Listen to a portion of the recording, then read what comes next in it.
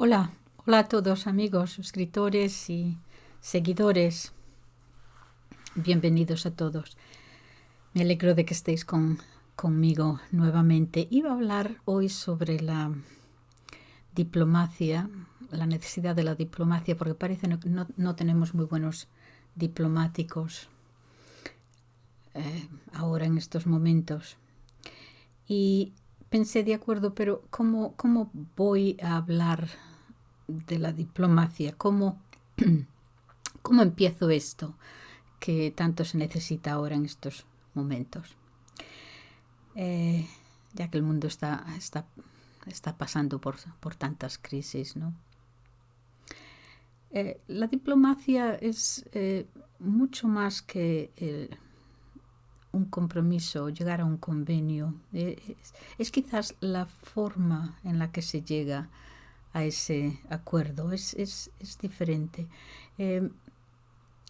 Por ejemplo, va más allá que el compromiso el acuerdo de si tú renuncias a esta parte, tú X, si tú renuncias a esta parte y tú Y renuncias a esta otra, quizás podamos unirnos en el centro.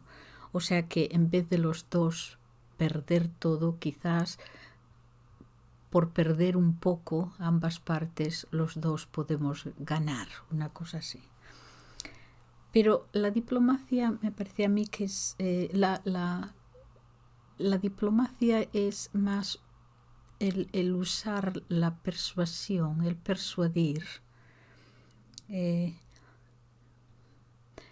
Esto es el tener en cuenta también las consecuencias de tus actos, el tener en cuenta las consecuencias antes de que actúes.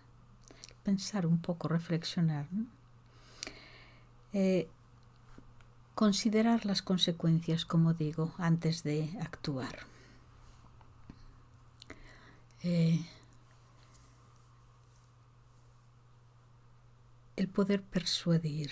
Pensé, de acuerdo, voy a hablar entonces sobre la persuasión o el arte de persuadir.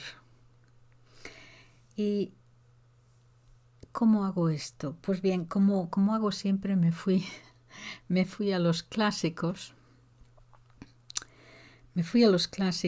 Y empiezo entonces un poco por los sofistas. Estamos hablando del siglo V antes de Cristo, una cosa así. Los sofistas no formaron escuela, no era una escuela, eran individuos que originalmente el sofista era una persona culta con una cierta experiencia en un campo académico o varios, con experiencia, y la palabra sofista significaba originalmente significaba inteligente, hábil, incluso sabio. Pero ya para el siglo V antes de Cristo ya tenía otro significado. El significado era un poquito más explícito, un significado diferente. Y era una persona que había hecho una profesión, que se dedicaba a una profesión, a un trabajo, ganándose la vida a través de él. Y ofreciendo técnicas de retórica y de oratoria. El saber hablar en público era una condición muy apreciada, como lo es ahora, una habilidad, pero en ese momento quizás un poquito más, porque las sociedades eran todavía unas sociedades inmersas en una cultura oral, en la tradición oral, donde la reputación y el estatus de los individuos se basaba en gran medida en cómo se relacionaban, en cómo se desempeñaban en debates públicos, en la abogacía, por ejemplo, en el ser un intercesor, un mediador. Lo importante, por lo tanto, era la elocuencia, el saber hablar, y debido a que esta habilidad tenía un precio tan alto. Los sofistas, como ya dije, se ganaban la vida bastante bien enseñándola. A Sócrates, el hombre más sabio del mundo, dijo el oráculo de Delfi, que por cierto, cuando se lo dijeron a Sócrates, dijo esa frase tan famosa que seguramente es porque sé que no sé nada. O sea, el saber tus limitaciones quizás es la base de la sabiduría. Como decían mis monjas, las más tontas y las más feas siempre son las que se ponen en primera fila. Eso lo decían ellas. Pero bueno, a Sócrates y a Platón no les agradaban mucho estos sofistas, no porque enseñaran esta habilidad, no porque incluso se ofrecieran a enseñarla, no, a cualquiera, pero porque lo hacían por dinero. Esto es, a ver si me explico, por dinero enseñaban cómo persuadir a otros, pero lo que realmente enseñaban era cómo hacer a través del lenguaje y de juegos, cómo cambiar la opinión del contrario. El cambiar, por así decirlo, cualquier punto de vista para ganar el argumento, el hacer juegos para ganar el argumento al final sobre tu contrario. Eso era lo que enseñaba. Tuviera tu contrario o no la razón, o la verdad estuviera de su parte, era el manipular, ¿sí? Entonces, ¿cómo ganar un debate? No cómo llegar a la verdad del asunto. Cómo ganar un argumento, no cómo descubrir la verdad. Y esto era por lo que a Sócrates y a Platón les molestaba. Creían que esto era espantoso, y por la influencia de estos dos sabios, de Sócrates y de Platón, incluso ahora la palabra sofista tiene una connotación negativa, un tanto negativa, hasta el día de hoy en realidad. Esto es, el arte, si arte es, de engañar a los demás con artimañas de lenguaje, a eso lo llamamos ahora sofisma. Incluso, fíjense ustedes, la palabra sofisticado viene de ahí, que ahora la entendemos o la usamos para describir un gusto refinado, una elegancia superlativa, cosas por el estilo, pero en su significado original implicaba el deliberadamente hacer parecer algo mucho más complicado de lo que es, hacerlo mucho más complicado de lo que es,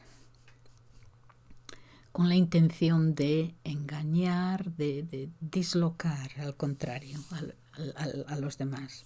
Y este era el significado original de la palabra sofisticado. Bien, esta visión de los sofistas, a decir verdad, no era del todo justa, porque el sofista también enseñaba que lo que se requiere para ser un buen orador público, o sea, que es más, bastante más, que tener dominio del lenguaje, el ser ingenioso, manejar el idioma, tener don de lengua, de palabra, por así decirlo. Esto es, sirve de poco el ser elocuente si no tienes nada que decir. Y entonces tienes que tener también, para tener éxito en un debate, tienes que también tener una cierta cultura, saber un poco de historia, de filosofía, de literatura. Tienes también que tener el poder de reflexión, de pensar críticamente, de una forma crítica, independiente. Tienes que saber bien de la diferencia entre bien y mal. Entramos ahora en la moral, pero no necesariamente en la religión, sino en lo que es, sí, en el bien y en el mal, o el estado de la sociedad, sea este el que fuere. ¿Cómo puedes obtener una vida buena y exitosa, una vida buena en el sentido buena y virtuosa? En el sentido griego, virtud significaba excelencia. Entonces, una vida buena, no una buena vida, no una buena vida de tener 7 coches y 3 mansiones y 2 aviones, lo que sea, sino una vida buena. Bien, entonces les voy a presentar muy rápidamente, de una forma muy resumida, algunos de los más famosos sofistas. Uno era Protágoras. Déjenme beber un...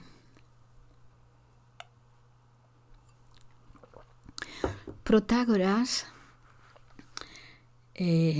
nació en el 490, de 490 a 420 a.C. Y dijo, muy confiado en sí mismo, pero en realidad no le veo nada malo, aunque Platón le espantó esto, pero él decía,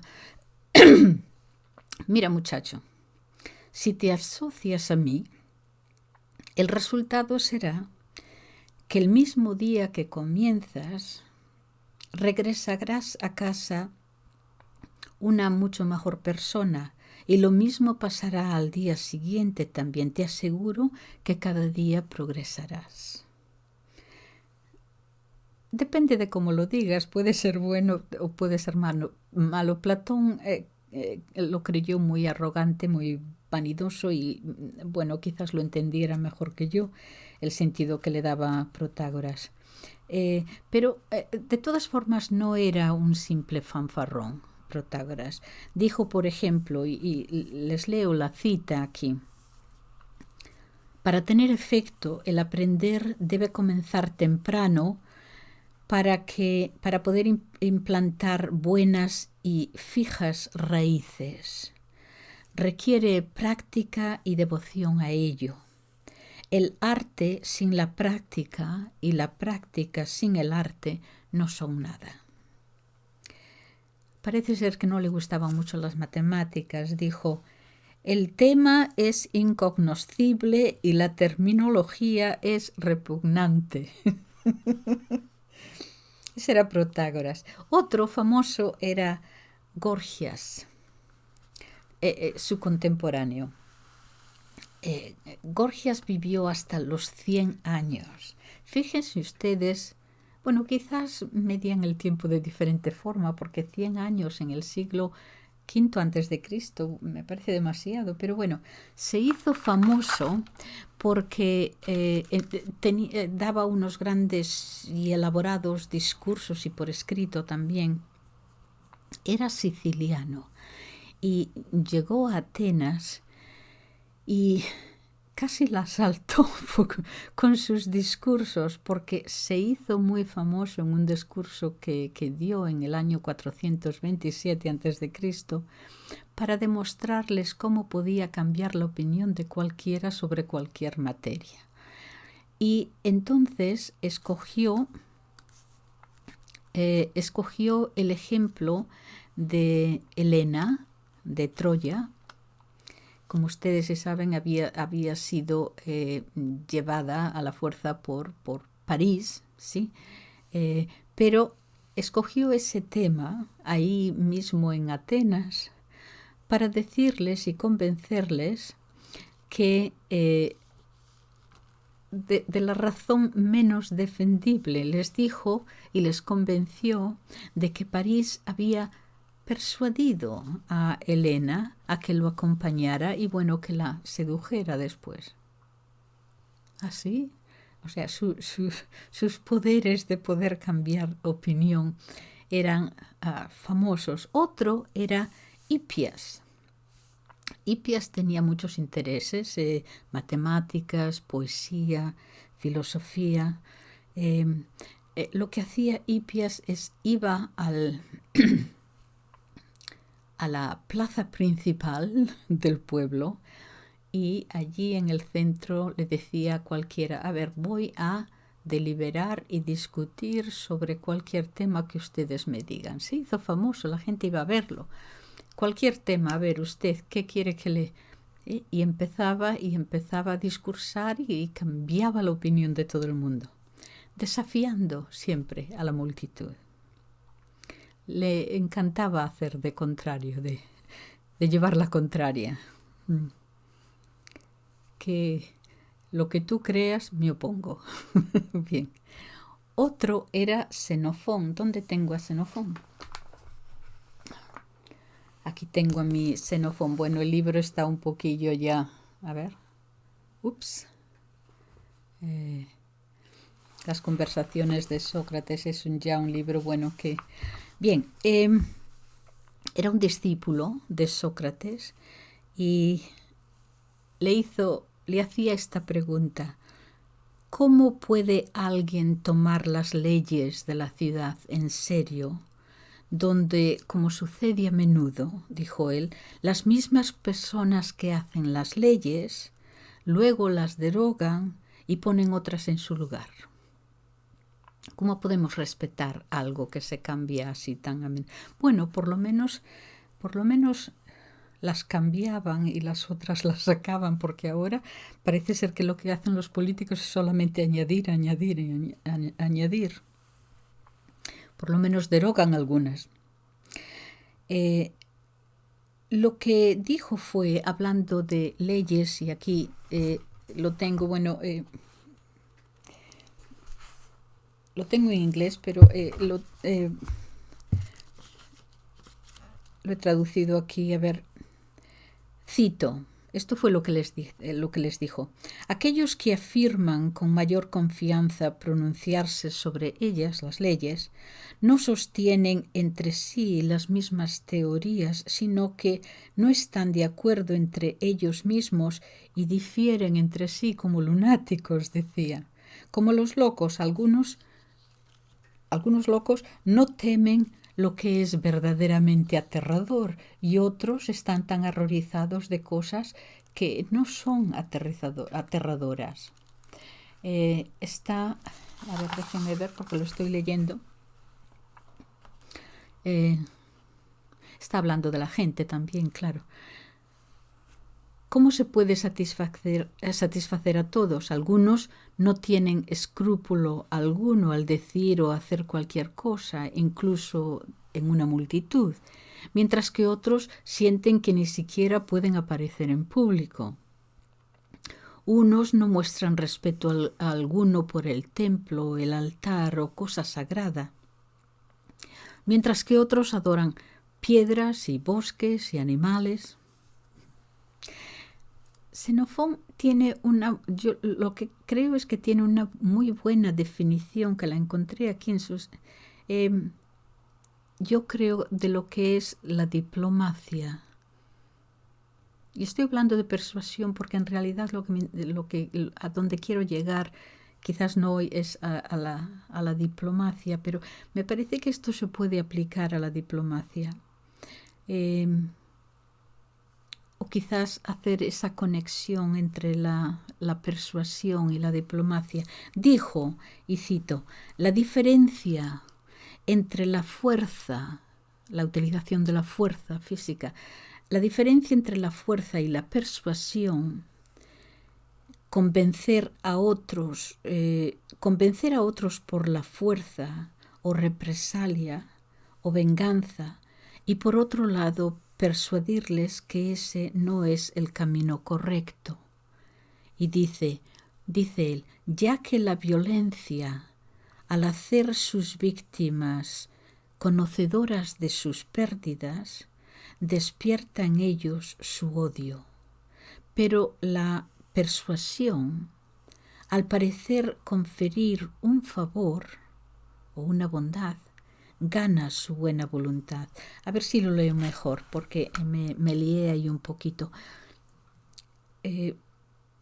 él o sea, conectaba el uso de la fuerza física, si es lo que utilizas, vas a quizás hacer crecer las represalias y el odio, mientras que si tratas de persuadir, parece que estés confiriendo un favor, eso es lo que trataba de decir, me parece, y entonces no tienes ese resentimiento al final. Su cita es: ya que la violencia, al hacer sus víctimas conocedoras de sus pérdidas, despierta en ellos su odio, pero la persuasión, al parecer conferir un favor, gana su buena voluntad. Que es una buena definición de lo que es la persuasión, y quizás incluso podamos aplicarla en cierto grado a la diplomacia. La violencia, al hacer a sus víctimas sensibles a sus pérdidas, despiertan su odio, pero la persuasión parece conferirles un favor o una bondad, y por eso obtiene de ellos la buena voluntad.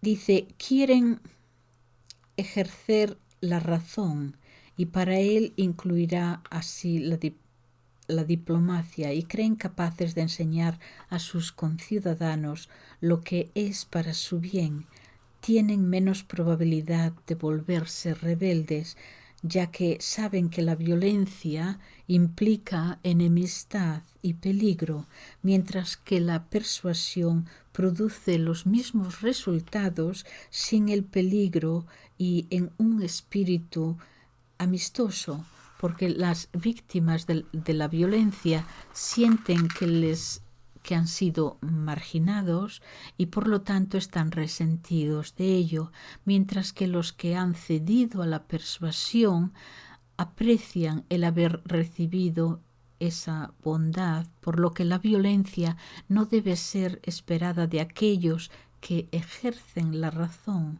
Tal conducta pertenece, los de la violencia, tal conducta pertenece a aquellos que tienen fuerza, pero no juicio. ¿Y quién elegiría matar a gente en vez de tenerla como amiga? Esto es Xenofón. Otro más, Antifón, era de Atenas, y este contribuyó a un debate importante sobre la moralidad. Recuerden que estamos en el siglo V a.C. El cristianismo, la cristiandad todavía no existe, ¿eh? Pero el debate era sobre la moralidad de la ley natural, la ley de la naturaleza, ley natural, y la moralidad de la convención, esto es, la moralidad que tienes como ciudadano, tus tradiciones, tu cultura, tus sentimientos, esa clase de moralidad. Quiero decir, en toda cultura, a un niño se le enseña lo que está bien y lo que está mal de acuerdo con esa cultura. Pero lo que está bien y lo que está mal puede cambiar de cultura a cultura. En realidad sí, cambian. Por eso son culturas o civilizaciones diferentes. Entonces, lo que puede ser bueno en una cultura quizás no sea tan bueno en la otra. O sea que es más relativo, ¿no? Incluso dentro de tu propia cultura, a veces a través de los años o de las décadas se va cambiando. Ahora reconocemos o sabemos o aceptamos o no que lo que hace 100 años lo considerábamos malo, ahora se acepta como bueno o como indiferente. Y lo que considerábamos bueno, ahora lo consideramos malo. O sea que el bien y el mal, en este sentido de ver la moralidad de convención, de tradición, de cultura, es mucho más subjetiva. Incluso dentro de tu propia cultura, puedes tú decir, bueno, yo sí que soy de esta cultura, pero no estoy de acuerdo con esto y con esto y con esto. Entonces vas ya de la cultura al individuo. Y entonces vosotros todos creéis que esto está mal, pero yo creo que está bien. O sea que llegas a un punto individualista completamente subjetivo de lo que es la verdad o no, o la justicia o no. Entonces este era el debate, porque los que decían que la moralidad era una cosa de ley natural, eran los que decían que quizás, hay como un entendimiento innato dentro de nosotros que sabemos lo que está bien y lo que está mal. Un niño pequeño, por ejemplo, tiene un sentido de lo que es justo y de lo que no es. Eso no es justo. Entonces, quizás lo que designamos como bueno o malo cambia, pero el sentido, el poder de saber que hay algo que es bueno y algo que es malo, o sea, eso quizás sea natural. El cristianismo entonces daría más adelante razones más apropiadas, pero este era el debate entonces. Y Antifón quería estar bien de los dos lados y dice, cito, cuando estamos en sociedad debemos obedecer las leyes de convención y cuando a solas, las de ley natural. Hombre, fíjate qué fácil. Bien, pero sí que se daba cuenta que la ley natural, o más bien la ley de convención, muchas veces contradecía lo que él aceptaba, que había en realidad una ley natural innata, y que se contradecían. Y decía él, y esta contradicción hacía que los pueblos, y cito, hacía sufrir mucho dolor cuando menos dolor era posible, tener menos placeres cuando más placeres eran posibles, y al final recibir daños cuando no eran necesarios. Bueno, aquí hay muchísimo que aclarar y que analizar, pero no me voy a meter en ello ahora. Lo importante era que él sabía, y sabía muy bien y se daba cuenta, que la retórica y el arte de oratoria y retórica podían convencer, persuadir de que lo malo pareciera bueno en un argumento, ese poder. Otro gran sofista era Critias. Critias era por la ley de convención, de las tradiciones, de las culturas. Y dijo algo importante, dice, la vida humana estuvo alguna vez sin orden alguno, al nivel de las bestias, sujetas a la fuerza física. No había recompensa entonces por el bien o castigo por el mal. Y esto era el estado natural, la ley natural. Esto va en contra de lo que decía Rousseau en el siglo XVIII, que decía de el noble salvaje. El noble salvaje era una persona buena, era la sociedad la que lo había maliciado. Esto decía Rousseau. Pero entonces dice, al nivel de las bestias sujetas a la fuerza física, no había recompensa por el bien o castigo por el mal. Pero luego el pueblo estableció leyes como castigadores, dice él. así lo dice, de forma que la justicia pudiera ser el poderoso gobernante de todos por igual y hacer de la violencia su esclava. Esto nos trae también al pensador inglés Hobbes. Hobbes, que aquí en Inglaterra todos los estudiantes tienen que estudiarlo, de 1588 a 1679 escribió un libro muy importante, el Leviatán, que dice que el estado natural, que tanto le gustaba a Critias y a Rousseau, dice, para él no era la fuente del bien, al contrario, era la fuente del mal. Y fue precisamente la razón, dice él, la que trajo la justicia al mundo. Claro que se le puede decir, bueno, pero ese sentido de justicia, ¿de dónde viene? Pero bueno, tiene una cita famosa, Hobbes.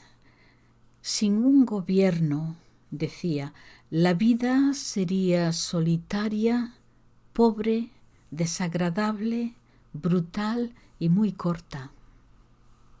Todos tienen sus argumentos. Ven ustedes, cuando llegas, eres una persona adolescente, llegas a la universidad o donde sea, bueno, y empiezas a leer un libro y dices, pues tienes razón, sí, estoy de acuerdo con esto. Después lees el contrario y dices, hombre, no, creo que estoy de acuerdo con él.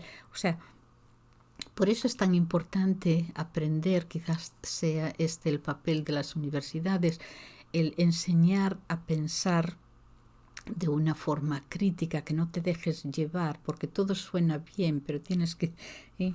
Bien, Sócrates al rescate aquí dice, la filosofía es la búsqueda de la verdad y no puede verse limitada por las ganas de ganar en un debate o obtener paga o honorarios por ello.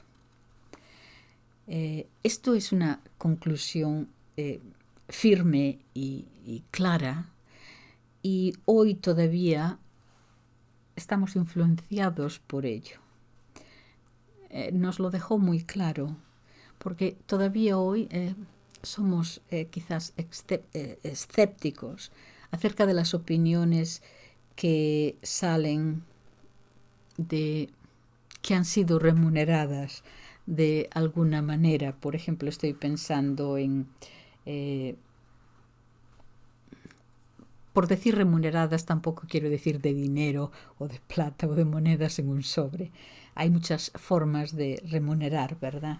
Y estoy pensando, por ejemplo, en editoriales patrocinados, pagados, en periódicos o revistas, o entrevistas preparadas, etcétera. Compañías farmacéuticas pagando a institutos de investigación o a médicos que receten esto y no lo otro. Bueno, políticos, fíjense ustedes, sus intereses, en fin. Sócrates lo dijo muy claro, dijo, la verdad no se vende, ni se compra. Sócrates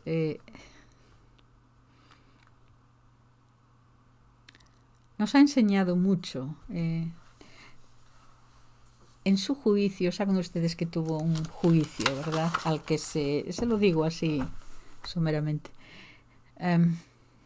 Tuvo un juicio en el que un proceso en el que se le acusó de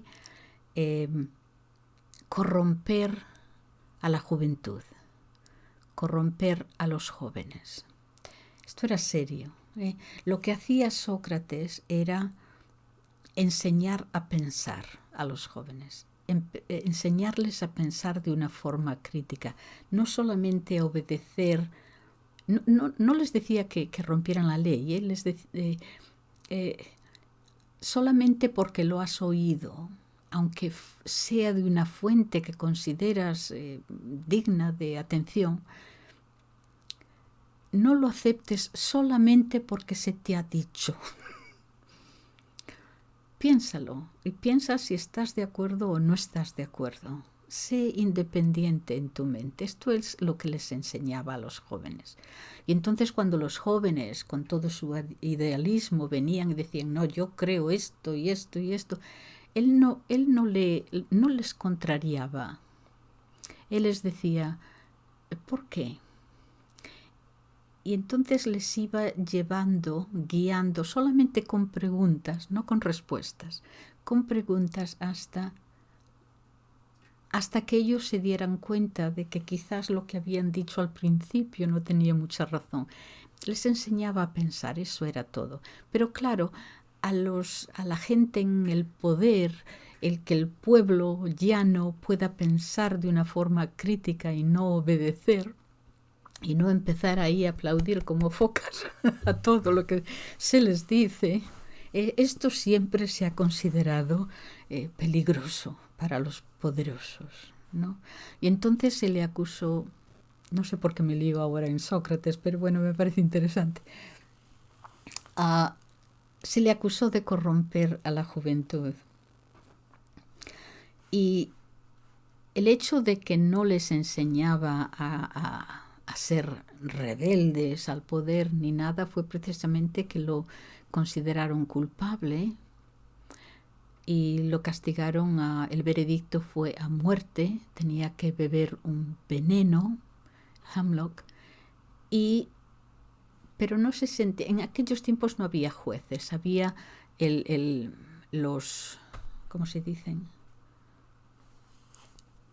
Los que forman parte se me olvidó la palabra, del juicio, y ellos eran los que daban el veredicto. Pero no estaban muy seguros de sí mismos, y entonces casi hicieron posible que él pudiera escaparse, pero no quiso. Dijo, no, se me ha juzgado culpable y esta es la condena, y entonces bebió el veneno para decirle a los jóvenes, no, la ley hay que obedecerla, solamente quiero que podáis pensar el porqué, las razones. Pero bueno, es bastante interesante como lo explica aquí. Hay muchísimos filósofos, Platón sobre todo, que han escrito sobre Sócrates, pero no solamente Platón, Xenofón escribió mucho sobre él y todo el mundo cita el proceso de Sócrates, y es interesantísimo, se lo pueden leer si no lo han leído. Pero yo me estaba riendo el otro día porque estaba leyéndolo y entonces espere que encuentre aquí la cita. Uno de los fiscales allí, Caricles se llamaba, lo convocó al juicio y le recordó que la ley le acusaba de corromper a los jóvenes, y entonces le prohibió conversar con los jóvenes. No debería entablar conversación alguna con los jóvenes mientras duraba ese proceso. Y Sócrates le preguntó si durante el juicio se le permitiría a él pedir explicación o aclaración si algo no estaba claro para él o si no lo entendía bien. ¿Podría él hacer preguntas sobre ciertos aspectos de lo que se le condenaba? Y le dijeron que sí, se le permitía hacer preguntas. Les dijeron que sí, que podía. Bien, dijo Sócrates, estoy dispuesto a obedecer la ley de no entablar conversación con los jóvenes, como ustedes me dicen, pero para tratar, dice él, para tratar de no ofender a alguien debido a mi ignorancia, les pediría que me aclararan este punto. Cuando su señoría me ordenó el abstenerme del arte de debate con los jóvenes, es quizás la razón que su señoría cree que lo que yo digo es incorrecto o correcto. A veces te castigan por ser correctos. Fíjense, en el siglo V antes de Cristo. Si es correcto, dice él, me está prohibiendo hablar correctamente. Y si es incorrecto, por descontado que tendría que hablar para corregir y volverlo correcto. Oh. Y Caricles se va enojando porque Caricles era una persona que tenía sus cosas con Sócrates de una larga historia, pero no se había preparado bien, no lo habían pensado, está reaccionando. Entonces le dice muy claramente, ya un poquito enojado, le dice: Sócrates, ya que hoy te encuentras un poquito ido, por así decirlo, te emitimos esta advertencia, fácil de entender. Te está terminantemente prohibido hablar con los jóvenes. Te está terminantemente prohibido hablar con los jóvenes. Dice Sócrates, bueno, pues para evitar malentendidos, por favor, deme una definición de lo que usted quiere decir con la palabra jóvenes o juventud. Por ejemplo, ¿hasta qué límite de edad?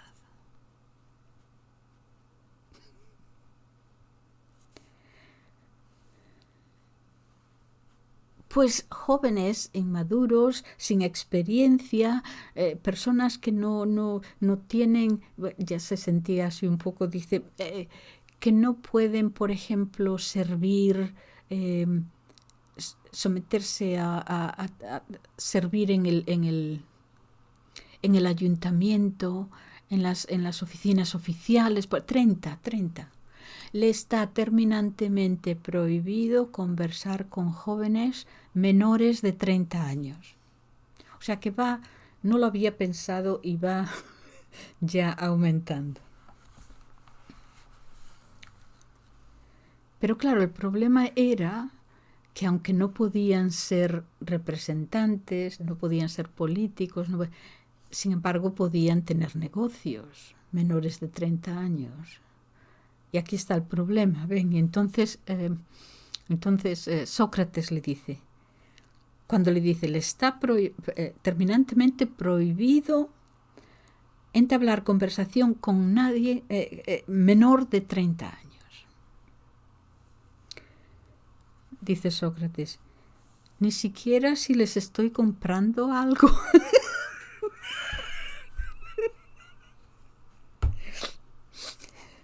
Y el vendedor tiene 25. Dice, ni siquiera les puedo preguntar el precio de las cosas.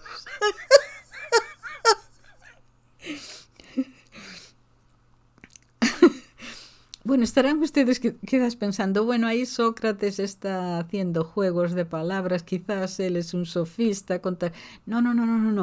No está, de verdad que no está. Es que no les puedo leer todo el libro desde el principio, el medio y el fin. Verán ustedes que lo que está tratando de hacerle reconocer a Caricles es que no lo ha pensado bien, tiene que ser preciso, tiene que... el decir, no puedes hablar con los jóvenes, eso no quiere decir nada, tienes que ser preciso en lo que quieres decir. Le está enseñando a pensar.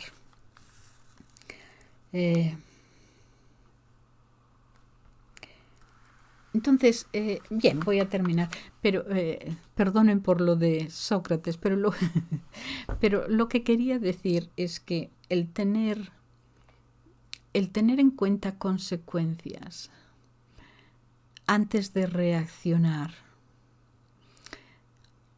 el pensar un poco más a largo plazo, el ser preciso en las consideraciones y no reaccionar de esta forma, yo qué sé, ojo por ojo y diente por diente.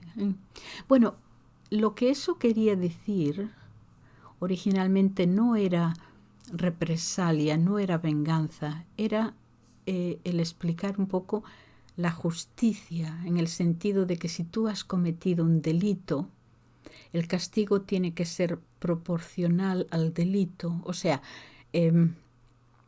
si yo robo algo en su casa o en una tienda, quizás el condenarme a cadena perpetua es demasiado, no está equilibrado el castigo con el delito.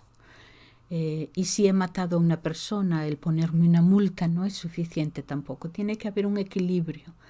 Entonces quizás hubiera sido mejor decir por un ojo, y por un diente, en vez de ojo por ojo y diente por diente, que se malentiende, yo creo. Pero bueno, de todas formas, sobre todo en estos días, lo que tenemos que pensar es que si reaccionamos sin pensar en las consecuencias, quizás seamos nosotros los que reaccionamos de esta manera, los que nos causamos la ceguera a nosotros mismos. O nos quedamos sin dientes. Bien. Bueno, lo voy a dejar ahí porque no sé exactamente a dónde estoy yendo con esto. Pero nada, muchísimas gracias. Por favor, suscríbanse, porque este es un canal muy pequeño y no el algoritmo pues no me van a encontrar en ningún sitio, a no ser que se suscriban. Y muchísimas gracias. Hasta la próxima. Adiós.